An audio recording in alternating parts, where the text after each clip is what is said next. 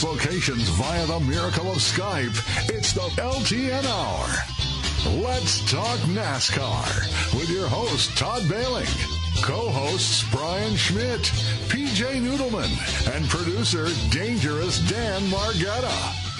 Call the show anytime at 414-421-7901. And now, the creator and host of the fastest hour in radio, Todd Bailing. Well, I don't know what we are in for today, but based on yesterday's, what's a nice way to call that? Wreckathon. How's that? It's going, the Cup guys can't possibly be that bad. Hello there, everybody. Todd Bailing in sunny, warm Phoenix, Arizona, joined by my 3 state of Wisconsin 30s temperature co-hosts, starting with Brian Schmidt over in Oostburg, Wisconsin. Hi. Morning. Yeah, let's hope we don't have the Cookout Demo Derby instead of the Cookout 400 today. But I don't think it will be for the Cup guys. It's probably going to be a lot of riding around for the first 300 laps, and then we'll see what happens at the end. But oh my goodness, those Xfinity guys. That made the stuff that Cletus McFarland puts on look tame. PJ Noodleman in Trempealeau, Wisconsin. Hi. Indeed. Hi there. Yeah, there was a lot of heads in orifices yesterday. Boy, that's a good way to put it. But that's enough about Sammy Smith. Dan Margetta in St. Francis, Wisconsin. Good morning. It was a show, wasn't it? One way or another. It was a show, yes. They ran a 250 lap. It was kind of like a race. The average, I don't have the average speed. That would be probably good to know. There were 102. What was it? 54.615 miles an hour. The average speed was slower than what it is on the interstate. Way less. 102 of 250 laps were caution laps. 41% of the race was under caution. And, you know, if you want to get Sammy Smith really, really PO'd, all you have to do is show him your middle finger, apparently, because he goes nuts. His head was not attached anymore. He just blew, the top of his head blew off. Of course, then again, everyone thinks they're Austin Dillon and can do the same thing on the last lap like Dillon did last year. But, of course, he won the race. Nothing to brag about, though. No! God. They took the win away from him, didn't they? No, they did not. They took the playoff spot away from him. Right. They let him keep the win. You know, it makes you wonder if this is exactly what NASCAR wants. They're not going to, I don't think, like Denny Hamlin, they need to step up and start throwing some fines out. Really? This is what they want. Why would they do that? Then they wouldn't have people tuning in. You know what the ratings are? It's amazing, folks, that it's turned around and it's up every week.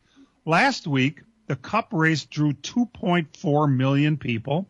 The Xfinity Series drew 1.1, and the trucks drew 900,000. Now, that's your top 3 from last week.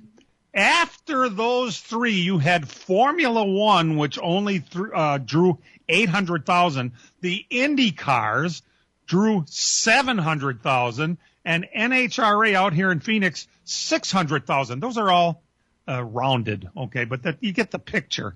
I think the difference is, though, back in the day, if I'm going to be one of these old people, back in the day there was some rubbing, some contact, but it was done with finesse. And today, a lot of these younger drivers do not have that throttle control, that finesse to be able to do it. And instead, it turns into a wreck fest because we had some controversy. You always got to have the guy in the black hat and the guy in the white hat, right? Yeah.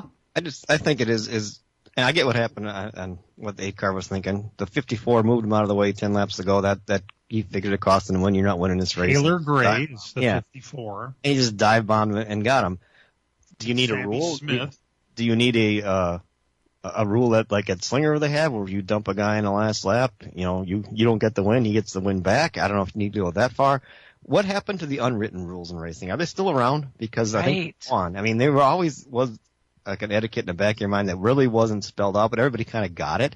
How come nobody gets it anymore? And how do you Because they don't have the veterans that actually come over and put their arm around those young punks and say, listen here, son, we're going to have That's a talk. what Little Gator said yesterday. Yeah. We don't have an Earnhardt anymore, you know? And, I mean, a lot of it, these kids, they race video games. And when you race a video game and you do that kind of stuff, the person on the other end of the computer screen will come and yell at you, but you hit reset and you go on.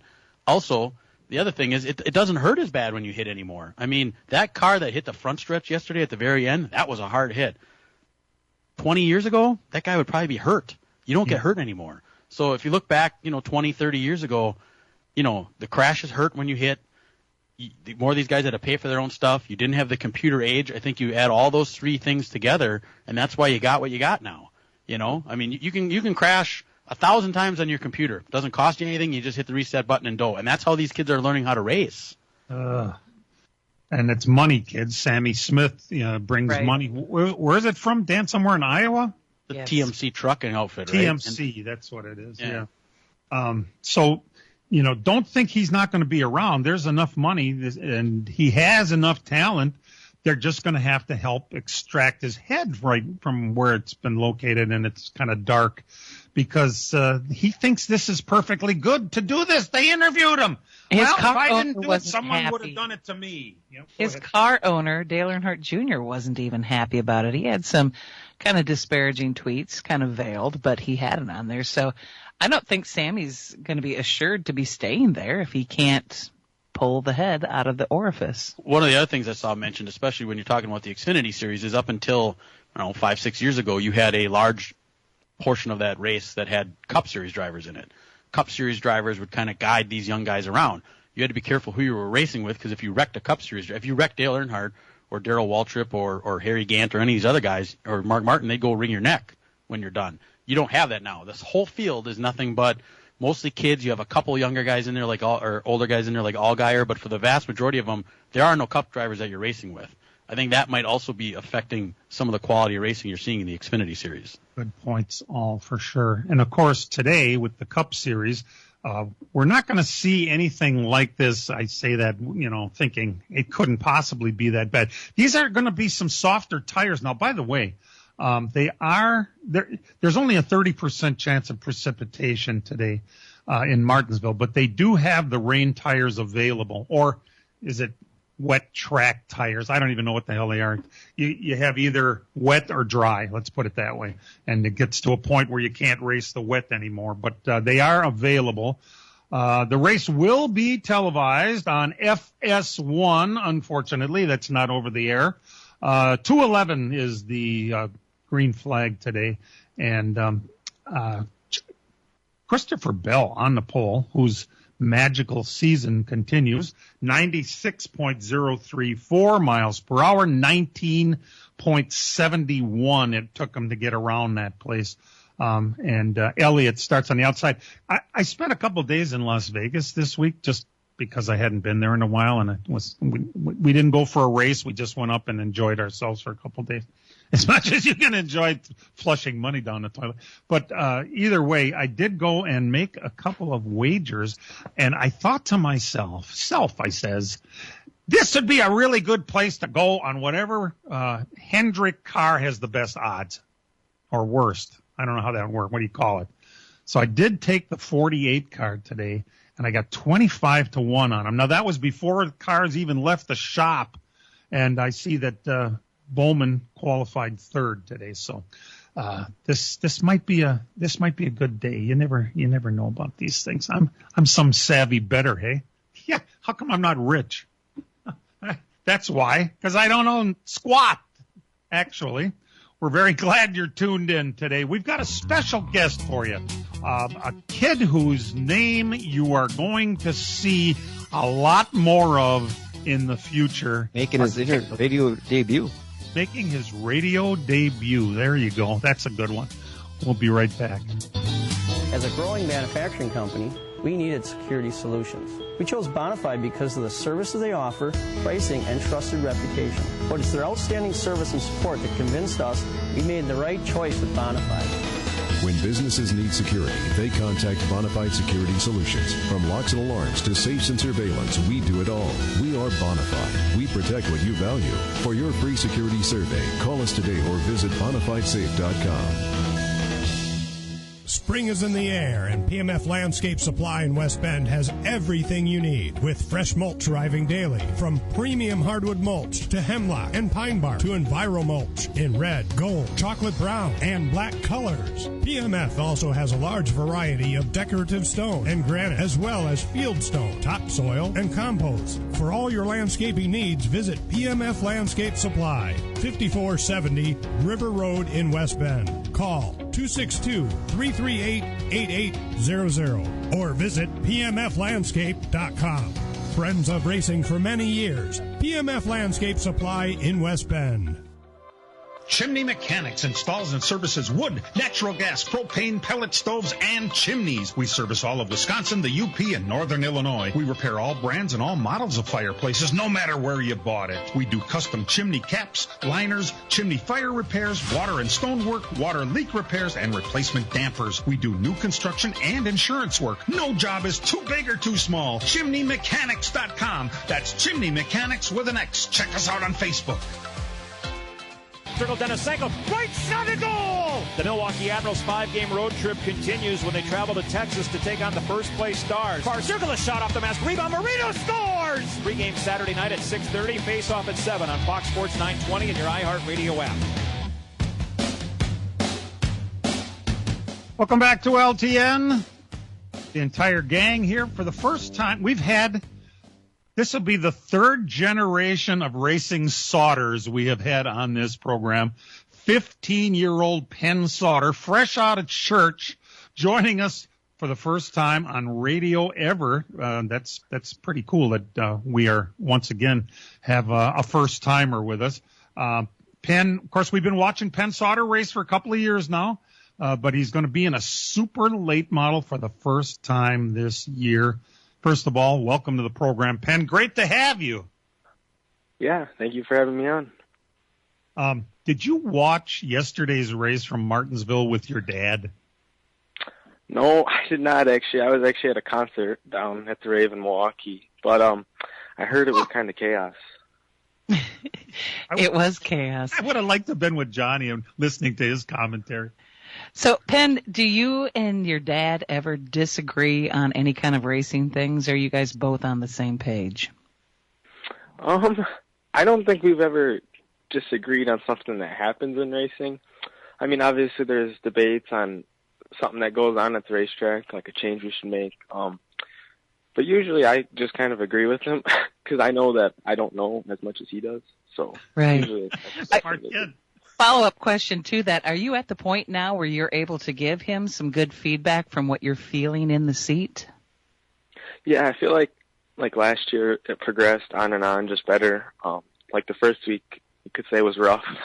But by the end of the year, kind of had it figured out what we needed to change and that kind of thing. And you've been to going to races, pretty much your whole life, right? I mean, this isn't something you just decided to jump in a race car because I come from a racing family. You've actually watched races, and I think you kind of sat back and learned how things work on the racetrack. We were talking about guys racing and how they race on the track. You kind of know some of that etiquette because you watched it, and plus your dad has taught you it.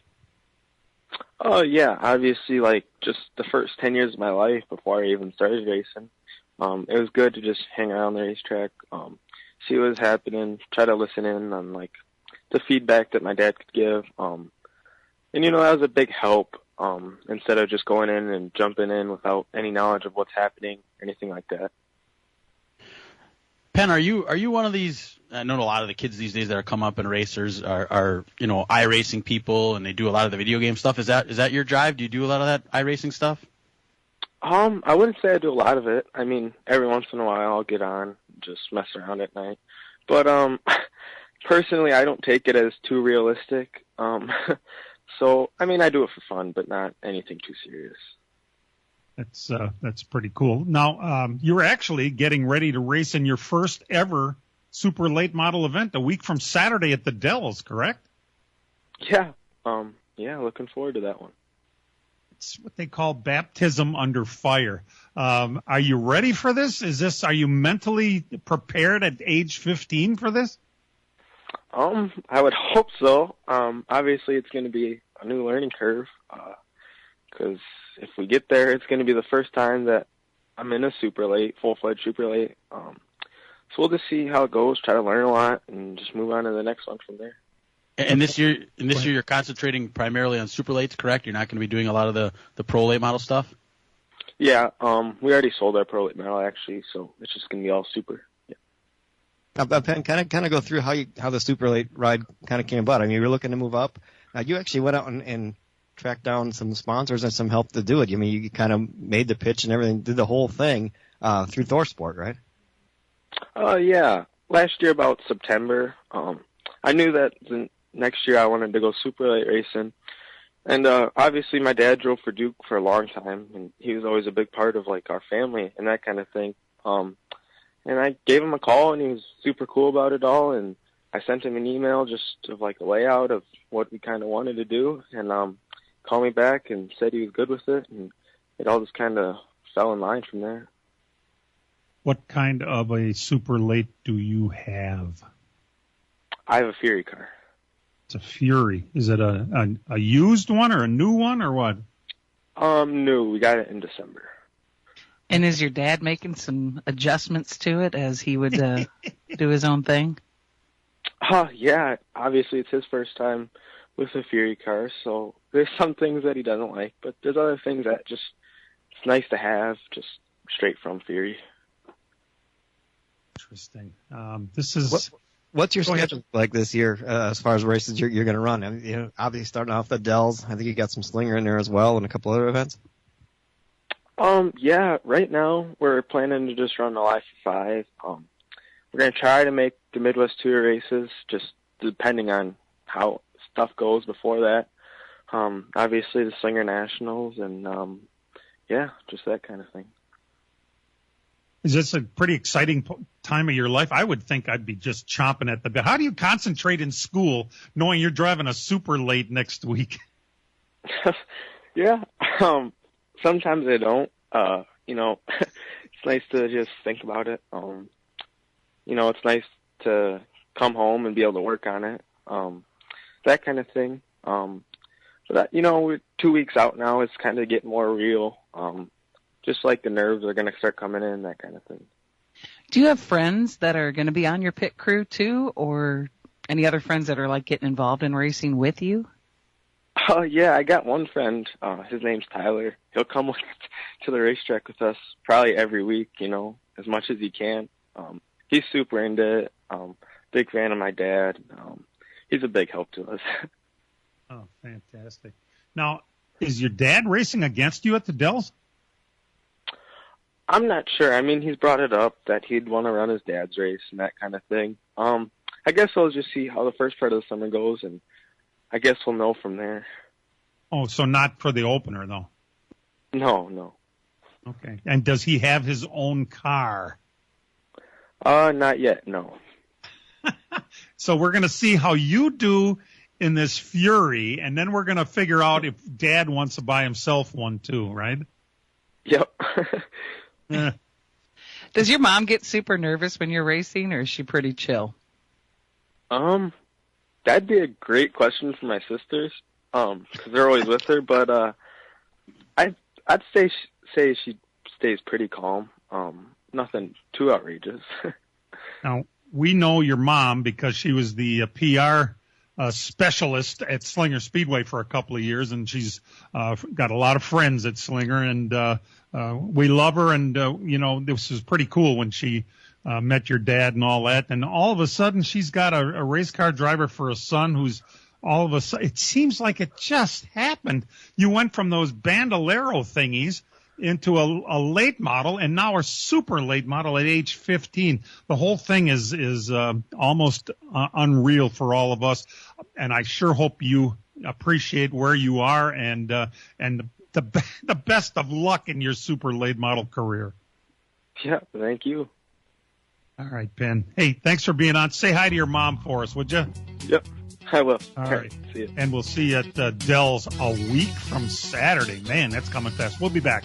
From racing engines to street engines, long blocks to turnkey packages, or complete custom engines, just ask and Wagner Automotive can fill your needs. All backed by many years of racing experience. These years of experience have provided reliability and performance that customers need to win races. Wagner's has been building championship-winning engines for top teams from NASCAR to short tracks in your backyard. This expertise has carried over to street engines they supply to top custom car builders. The Wagner Company, in the heart of Wisconsin, is outfitted with the state-of-the-art machinery necessary to design, manufacture, build, and test custom engines and their accessory parts. Dyno services are independently available for anyone needed to test their engine. Wagner's Company can also provide you or your company with production CNC machining or welding services. All your questions and requests are handled personally by Casey Wagner. Just give us a call at 920-394-3557 or visit our website at WagnerAutomotive.com.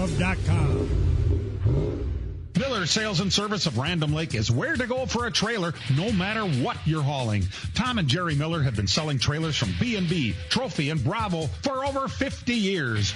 Quality and integrity is what put them on the map on the corner of 57 and K since 1939.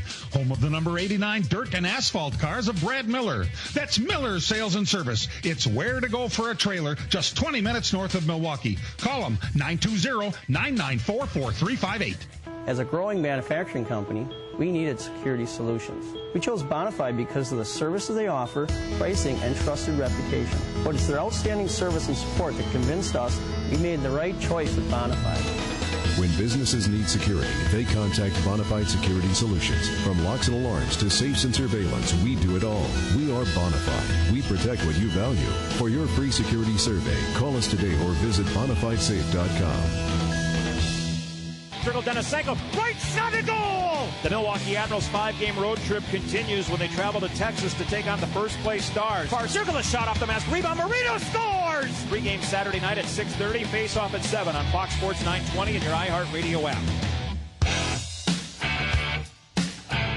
The former and future home of the NASCAR championship race for the Cup Series at Homestead was last week, and Kyle Larson, it was amazing. First of all, no surprise that Kyle Larson won there. He's been very, very good there over the years. Dan, by the way, picked it right. Just thought I'd throw that in there.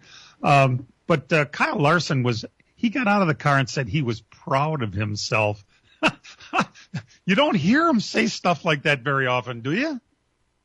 No, I think it's because he threw a bunch of them away there. He's been so good at that racetrack that he had to have a ton of wins there. And it seems like every time he's up front dominating that place, he'll find something to mess up, like hitting the barrels on pit road and that kind of stuff. And he actually put a whole race together and made it work. It was actually Alex Bowman that had the mistake, hit the fence late in the race and Kyle get by. So I think he's just proud that it actually put something together at a track he should be really well at. He said something that that sticks in your mind, and I got a funny feeling my compadres feel the same way. He said, if we didn't have this car, if we had the car before this, he would have had 50 more wins by now. That's kind of scary, isn't it? Yeah, if you can put that all together. I mean, that's you can look at that two ways. Is the car good, or the current car good or bad? Is it good that it's hard for Kyle Larson to drive, who's probably the best driver out there? I mean, maybe that says something that this car is tough and it makes him work for it every week. But then again, or is this car that out of whack of everything that the best guy can't put things together with it? I mean, it's what would you say that is? Is do people like the car or not? Yeah, no kidding. My guess here, I mentioned that these rain tires are available, but are these tires that they're going to use today, have they used them in the past, or are these new softer tires? Do we know? I think it's the softer compound, similar to the one they used at Phoenix, from what I understand. Okay. The red ones? Yeah. Okay, well. I don't know if it's quite that soft, but it's similar. What that would mean, and they only have 8 sets today. I say only, I mean, it's 400 laps. You realize it's only 210 miles of racing today? But on the other hand, they're going to shift 1,600 times apiece to get around that track, which is also, is it lame or not? We're trying to make up for something to shift the whole time. Boy, here's where I would probably ask Ed, why don't they just gear them differently so they don't have to shift like that? Is that not an option? It seems like something that would. A real racer knows how to shift and not just mash a throttle. But usually on a short track, that's not part of the operation. Shifting is not. They don't shift in the Truck Series. They don't shift in the Xfinity Series. These cars, there's more gears in these cars, and since they've been able to shift, it takes a little bit of the driver out of it because, you can use the shifting to slow your car down to go into the corner instead of having to figure out where your different brake points are. I think that's what's taken away from some of the good racing at Martinsville since we went to this car. I'm surprised they actually had time to shift. I mean, you think how quick these laps are and everything else, and being such tight quarter racing with Martinsville, if somebody's, on your fenders and banging on your door, you actually got time to shift, twice a lap or 4 times a lap. Tire wear would be a really good thing to have to worry about in a race like this. Yesterday, with all those caution laps yesterday, and another record for cautions? It was just unbelievable. The car that led the most laps was the pace car, which is what happens here. But, these soft tires, is it going to fall into the strategy of this race? That's, I guess, the real question. It's one thing to have softer tires so the cars, act differently. But, are they going to wear out? That's what we really need so that there's strategy involved, right? Well, especially with brakes, too. I mean, heating up and putting in more stress on those tires. There's so many things that could go into it for 400 laps. By the way, this is a 400 lapper. In the fall, if I remember right, it's a 500 lapper. So it's still a long race for these cars. And can you imagine if yesterday's race was 400 or 500 laps? Think how long it took. Think how bad it was for 250 laps. They probably would have readjusted their strategy and just drove around. And that's what we're kind of afraid of. Is there going to be a lot of single file racing today as we're getting ready for the last 100 laps or 50 laps or whenever it's go time? Has there been any like beefs going on so far for the first so many races this year? Anybody mad at each other? Because this is usually where you kind of take it out. Yeah. I think there's been a lot of people mad at Carson Hocevar, and he's qualified up front for the start of the race. So I don't think that's true. Oh, no, he was in practice up front. Yeah. I still think that this would be a good place for people to get some of their yayas out on him. I think you're right. By the way, your typical up front qualifiers are all there. A couple guys that jump out at me. Brad Keselowski qualified 27th. And Ryan Blaney, what is going on? 32nd fastest qualifier, and they're having problems keeping engines together. How can that be? Does that make any sense? Why is it only one car? I don't know for sure, but I do know that even Chris Buescher was 28th in his practice run, but yet he jumped up higher for qualifying. So I think that they're all just kind of testing some stuff. I wouldn't be surprised if the Ford guys put their heads together today. And I don't know. I wouldn't be surprised to see a Ford in Victory Lane. Listen to you. It's a Hendrick show. Mm-hmm.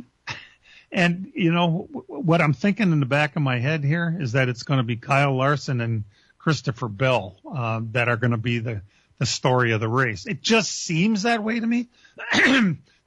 Bell is obviously having a great season and qualified on the pole. Larson is not far behind. They are the two open wheel rivals that have made the leap and now make their living in NASCAR so they can go play around with their open wheel cars on dirt when they want to and feel like it. But those are the guys. And really, between Larson winning last week and Bell already winning 3 times, they have been kind of like the story of the sport this year. Who's right? led the most laps this year? I think it's been Penske, hasn't it? Like the 12 and the 20. And they got nothing to show for it because they can't finish these races. And the 22, Logano doesn't even have a top 10 finish yet this year. And Blaney's been up front and having the engine problems. So I wouldn't be surprised to see maybe a Penske car challenging him. Okay, well, thank you, Dan. Keep that all in mind. Of course, that all you're doing is making PJ happier. She's going to take Blaney later because it's starting 32nd, and that's what we got to do. We're glad you're tuned in. We've got some other tidbits when we come back. Miller Sales and Service of Random Lake is where to go for a trailer, no matter what you're hauling. Tom and Jerry Miller have been selling trailers from B&B, Trophy, and Bravo for over 50 years. Quality and integrity is what put them on the map on the corner of 57 and K since 1939. Home of the number 89 dirt and asphalt cars of Brad Miller. That's Miller Sales and Service. It's where to go for a trailer, just 20 minutes north of Milwaukee. Call them 920-994-4358. Spring is in the air, and PMF Landscape Supply in West Bend has everything you need, with fresh mulch arriving daily, from premium hardwood mulch to hemlock and pine bark to Enviro mulch in red, gold, chocolate brown, and black colors. PMF also has a large variety of decorative stone and granite, as well as field stone, topsoil, and compost. For all your landscaping needs, visit PMF Landscape Supply, 5470 River Road in West Bend. Call 262-338-8800 or visit pmflandscape.com. Friends of racing for many years. PMF Landscape Supply in West Bend. Chimney Mechanics installs and services wood, natural gas, propane, pellet stoves, and chimneys. We service all of Wisconsin, the UP, and Northern Illinois. We repair all brands and all models of fireplaces, no matter where you bought it. We do custom chimney caps, liners, chimney fire repairs, water and stonework, water leak repairs, and replacement dampers. We do new construction and insurance work. No job is too big or too small. ChimneyMechanics.com. That's Chimney Mechanics with an X. Check us out on Facebook. Circle Denisenko, right shot and goal! The Milwaukee Admirals 5-game road trip continues when they travel to Texas to take on the first-place Stars. Far circle, a shot off the mask, rebound, Marino scores! Pre-game Saturday night at 6:30, face-off at 7 on Fox Sports 920 and your iHeartRadio app. Couple of business items to talk about a little bit, I guess. The MAV TV network. Not everybody gets it. I know I do with Direct, Brian. I know you do. I don't know if you other two get MAV TV and whatever you have. Yes, I do. I'm on Spectrum. Spectrum, that's the Milwaukee cable. And, we do not on Dish. And you're on. It's not on Dish? Not with the package we have, anyway. Okay. Well, apparently MAV TV has been sold. It's going to change names to Racer Network. We don't know a hell of a lot more about it, I don't think, do we? I mean, I don't know. Racer's a pretty big brand. I mean, Racer they had the magazine, they got their website. It's all the same group, huh? Yeah, they've built that for quite a while. They've spent the last several years building that brand up pretty big, and now they're going to get into the TV business by taking over MAV. So it's actually a pretty big step. MAV kind of suffered a little bit after Lucas Oil. It was pretty much put together by the Lucas Oil Group, and when Forrest Lucas kind of pulled away from a lot of that, the TV stuff, they used to have Lucas Oil TV, which was kind of tied to MAV TV. That kind of left them a little bit hanging and kind of left it up for sale. So I think that's why this group finally just is going to pick it up, and we'll see which way they go with it. Racer does a lot more of the road racing type stuff compared to the dirt track oval stuff, but I would assume they're going to probably keep a lot of the same items on there going forward. Well, we'll just keep our fingers crossed that it goes well. I mean, I think back to the Speed Network days, which eventually became FS1, But hey, in another little business tidbit, President Trump's tariff is going to have a direct impact on those folks who still collect die casts. Lionel, they used to just make trains. They did when I was a kid. I had a Lionel train. They are going to add a 20% tariff surcharge to all their die casts now. And, guys, and girls, from what I remember, that die cast business isn't what it was at one time, right? I mean, not as many people are in the collectible thing anymore. It was really big with Dale Earnhardt Sr., and I think that I know he was the guy, Fred, that actually started the whole die cast thing, helped Dale become the multimillionaire that he was through that whole die cast thing. But they are not as popular as they once were, but there is still some novelty to them. And they do try to change it up by having like the championship car that has all the confetti and stuff on it as well too. So I think part of it too is there's so many out. They kind of oversaturated it with all kinds of different paint schemes and different types of cars. Yes. And you can't keep up with it if you're gonna collect that. And they're not cheap. Part of it though too is the sponsorships changed so much. It was different when you had consistent sponsorships with people. And a delay. Lately, a lot of that stuff, like if there's like next week, for instance, is the throwback weekend, and if you wanted to get a replica of one of the cool throwback cars, you're not going to be able to get that car in your hands until like next months. Year. Yeah. Oh, so okay. The fact that there's such a backlog on this, and that it used to be when I was a kid, and Dan can attest to this. I used to have oodles of those things, and he used to watch us buy them at the track. It was crazy how much of that stuff we'd have, but you could go to the track. Oh, I like that car. Go out back, you could buy it. Mm-hmm. You can't do that anymore.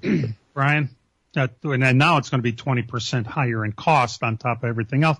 And it takes so long to get it because, of course, they make it in China, and then they put it on one of those big ships, and then they got to hope that they don't run into some foul weather and lose a couple of, which one did they lose? Yeah, great. But this is what the whole point was, I think, behind the tariffs, is that maybe we can make them at a less expensive rate in the United States. That possibly. And the hardest part with that is going to be like, okay, you can get. There's a lot of great people, and I know a couple of them that are able to make the wraps to put on the cars. It's getting the actual die-cast car itself, which is what's made over there. If we could get those made over here, I think then we'd be onto something, and we could maybe get these prices down, which I think is the ultimate goal of this. Right. Yes. It's going to take a while for it to happen. Right. Interesting, though, isn't it? How there's so many facets to this business. It's not just about cars going fast and turning left. We've got networks coming and going, and sponsorships coming and going, and now we're even talking about collectibles, which have been such a big part of the business. Even championship locations may be coming and going, right, Brian? Yeah, I'd watch after the race last week. It's the Teardown podcast that Jeff Gluck and Jordan Bianchi do, and it came up, the subject of, is Homestead going to host the championship race in the future? And Jordan had a conversation with, I think it's the vice mayor of the Homestead area, and the biggest crux of this entire operation now is the communities that host the race chipping in towards it. So right now, Phoenix has the race. And I don't know the figure, but Phoenix, the city of Phoenix and the metropolitan area there, give NASCAR an X amount of dollars to host the race. Oh. Miami and Homestead would be in the same boat. However, they have so many events in the Miami Homestead area right now that they don't know that they have a number that they could give to NASCAR to host that race. That's the first big issue. The second issue is the facility at Miami Homestead Raceway. It doesn't have all the modern amenities. I think Dan talked about it last week, like the garage that Phoenix has and the upgrades that you need to host that major event. So as much as Homestead wants the race right away, if the community can't come up with the money for NASCAR to say, hey, this is what we want to do going forward, I don't know that it's going to happen. Now, there's a lot of people out there saying, well, NASCAR spends a whole bunch of money to put races all over the place. Why do they need money now for this? Well, I mean, that's part of the business. So I don't know that they're going to forfeit all that just to have a race at that venue. So I know Homestead is hoping for it. The community is hoping for it. I think it's going to come down to dollars and cents in the end. Interesting. And NASCAR owns both tracks, don't they? Correct. There's also talk that Las Vegas would also be in the mix. So that was an interesting thought to hear as well, that not only is it just going to be like between a Homestead and a Phoenix thing, but that Las Vegas would also be a potential home for the championship race. That's not owned by NASCAR. That's an SMI. I was just going to say that, yeah. So the fact that they're even thinking about that, however, if the Las Vegas community is willing to put forth the money that's to host what it's that about. Championship event, NASCAR might be like, hey, well, we're going to make up the money not owning the track, but we'll make it up in the community wanting to host the event. Remember, Vegas put up the money for that second date. Yep. Boy. And, it doesn't seem like money is a big object when it comes to, coming out there, filling up all those hotels. The Oakland A's, or now the Sacramento A's, are going to be the Las Vegas A's in a couple of years. They're building that brand new stadium in Vegas, and it's only 35,000 seats. And you think to yourself, well, that doesn't seem like it's a bit. Well, they're going to have a lot of suites and whatnot for extra income.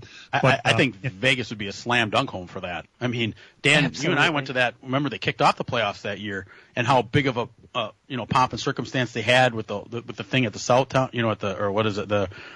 South Point. South Point Resort and all that stuff. I think that would be a perfect location for that. And then burnouts on the Strip, and then all kind. I think I could see him maybe rotating that championship event, maybe Phoenix, Homestead, Vegas, maybe every 2 years or something, just so it doesn't get stale. I was going to say that would keep it fresh, and Vegas is already a built-in party. It is. And their facility is set up for it. It has the garages that you're looking for the fan interaction, all that. So I think Homestead's going to need a little bit of work before they actually get the race. So interesting. I'll tell you what else, Brian.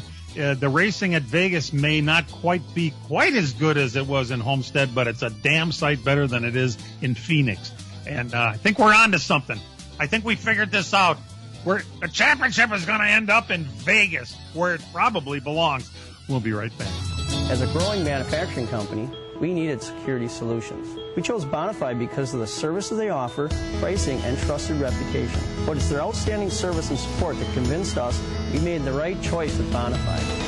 When businesses need security, they contact Bonafide Security Solutions. From locks and alarms to safes and surveillance, we do it all. We are Bonafide. We protect what you value. For your free security survey, call us today or visit BonafideSafe.com.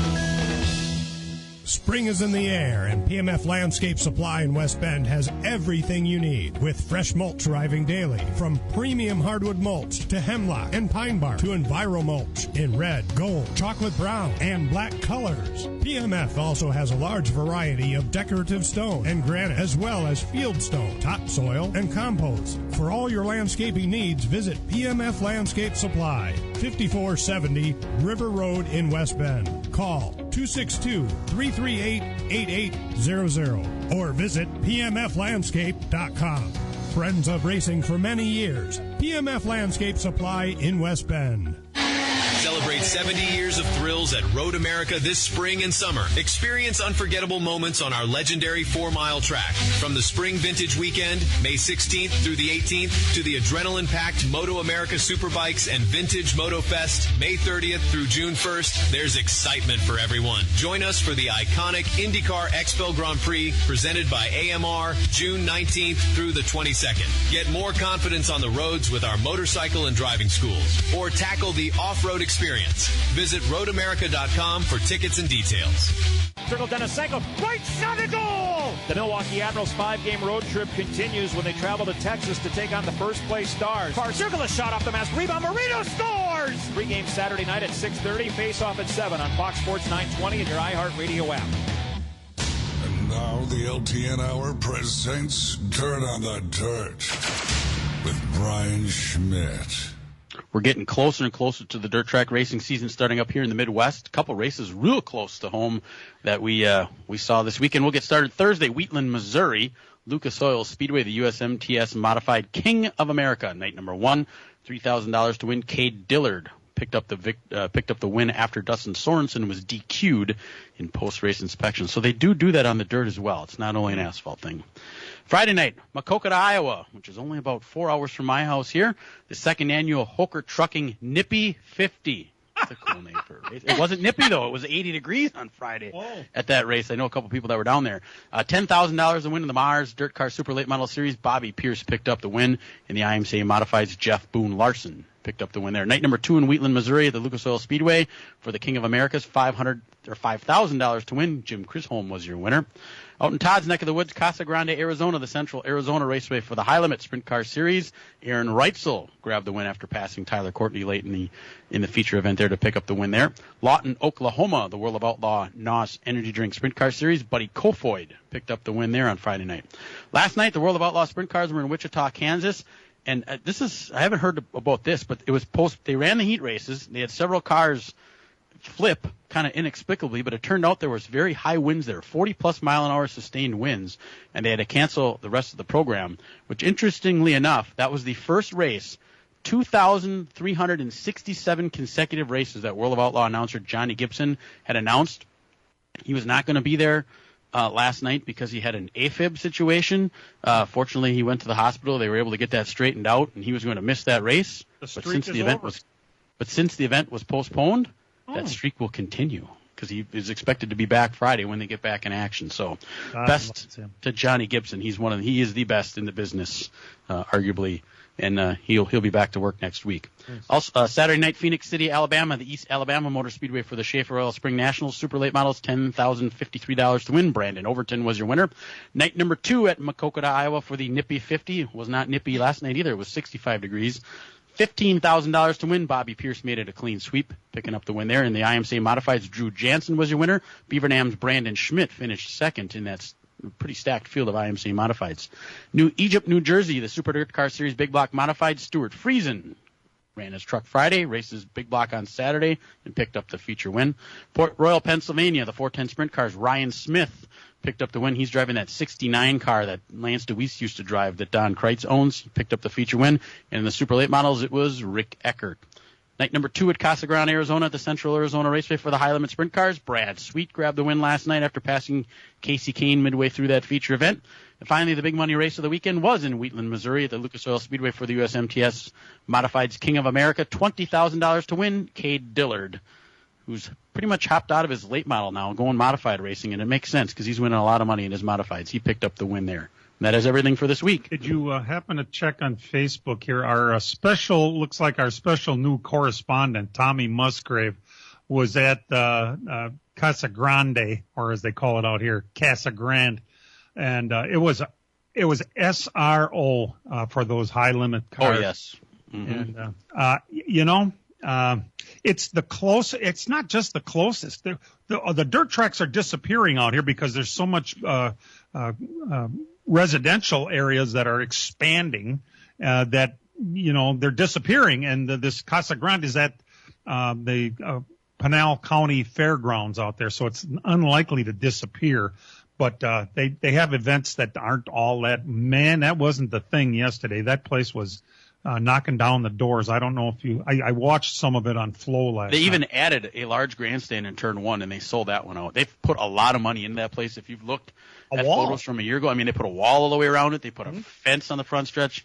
Todd, you know who the guy is that owns it? Didn't he used to run the track out in Yuma as well? Brad Whitfield, is that his name? Whitfield, yeah. He still technically is the promoter out there. He leased it from the Indians, but they had a problem with insurance after somebody got killed out there, and they had to shut it down this year. So that Yuma is not part of the deal anymore. So again, it's the only track around, and they sure brought them out. Don't forget those high limit cars come around here June 3rd on Tuesday night at 141 Speedway. So you get correct there. Yeah, part of that whole week will be at that one as well.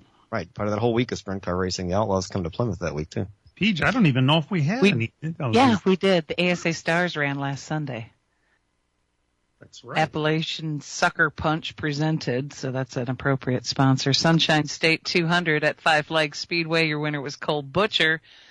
Jake Garcia, Matthew Craig, Stephen Nassy, and Colby Howard rounded out the top 5. Bubba Pollard was 9th, Derek Thorne 12th, Austin Nason 16th, Johnny Sauter 20th, Derek Kraus 21st. That tour will roll on to Dominion Speedway Saturday, April 5th. But we are just under 2 weeks out from firing the engines up here in the Midwest. We've already talked about the Icebreaker at Dells Raceway Park. Saturday, April 12th, racing starts at 2 p.m. And it's a 100-lapper for $5,000 to win. And the first time it's going to be on a Saturday in the last, or was it last year too? I think it was last year too. And then pretty good field of super lights for that. Yeah. Plus you got a good field of Midwest trucks and those 602 Outlaw cars. So it's 32 supers are entered, 27 602s. There's more and more of them. And Johnny's Midwest Truck Series, 33 trucks for that, total of 92 race cars. That's pretty cool. Then don't forget, the Slinger Opener is right around a corner, just a little less than a month away now. It's a 50-lap, 2,500 to win Jerry Prieston All-Star Challenge race for late models. So 400 to start on that too, I heard. So that ought to pay a tire bill almost, huh? Nice. That's pretty great, it's coming, guys. The season is firing right up here. And I'll say something about that Slinger too. The Dassels have made some changes out there. I saw the pricing. There's actually a family pricing. 2 adults, 3 children under 17. I think it is. Get in for $40. That's pretty sweet. Oh, that is. Hey, times they are changing, and promoters they're changing too. It's pretty cool. We're going to take a little break and come back with some more stuff. Hang in there.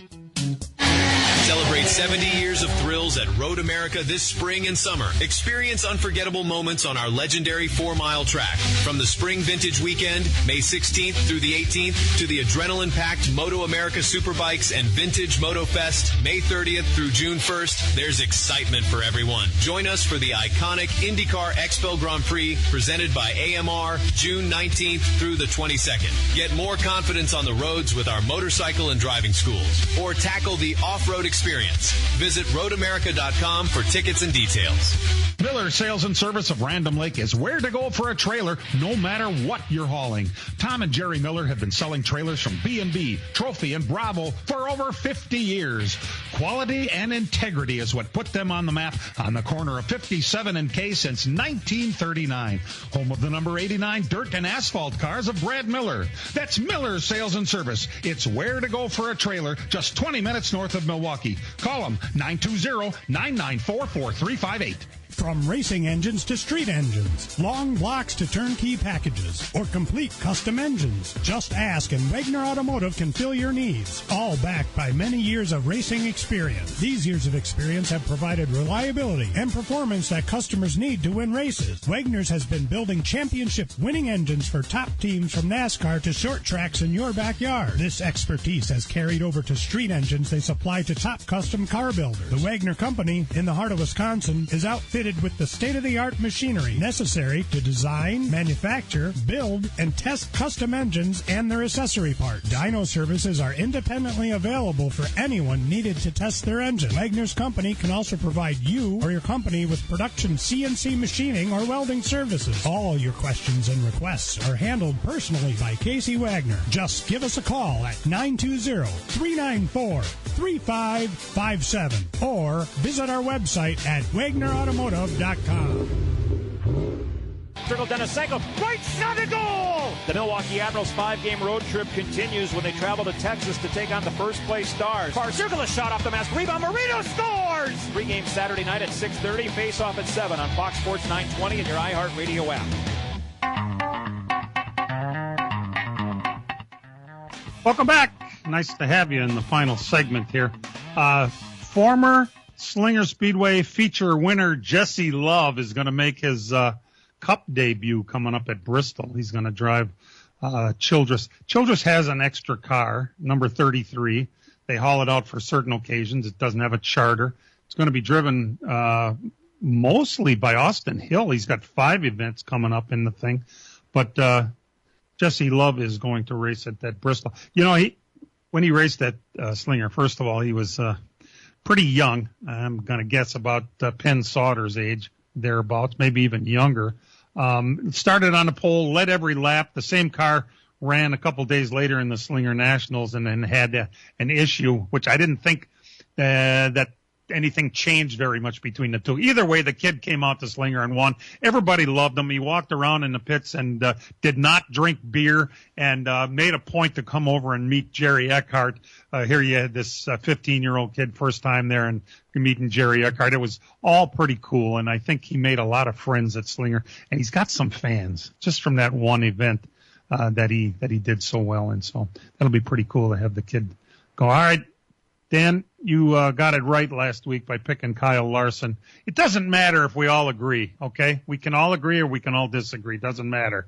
I'm taking Kyle Larson this week, okay? But you bet on Bowman. Well, that's a value pick, Dan. If I could have got 35-1 on Kyle Larson, I would have bet the whole farm on him. But he was like 6-1 or something. And 6-1 when you win is better than 100-1 when you lose, you know? All right. Brian, you're next. I know he hasn't done anything since they've gone to this new car, but he is super due to win a race at Martinsville. So I'm going to go with Denny Hamlin so that everybody can boo him, and then he can have some snide remark, and then we're going to have a whole bunch of stuff to talk about next week. PJ? I'm going to go with Joey Logano. A Ford at a traditional He'll Hendrick get booed track. too, probably, right? Yes, he would. He does anyway, no matter what he does. All right. Dan? All right, I'm going to go with the guys that are going to get cheered if he wins. The other Hendrick car, not the one you bet on, but Chase Elliott. Yeah, and he's starting. There'd be big cheering for that. He has track position, that's for sure. So we got a Ford, a Toyota, and 2 Chevys. Oh, all right, well, just Toby's in the room. I'm sure he's picking Chris Buescher since he starts 6th. That is correct. It's kind of his perennial pick. It's a kind of a go-to kind of a thing, huh? Well, it's because he really likes Mike Herman, his spotter. Herman spots for Ty whenever they do stuff down south. A couple of years ago at the Vegas race, I went up and when Robbie Reiser was still with Roush, I went over to see Robbie, and things must have been going pretty good because he sure was in a good mood. But he introduced me to Buescher, and then when out of ear range for Buescher, he said to me, everybody at Roush absolutely loves the kid. He is just so easy to work with, good racer.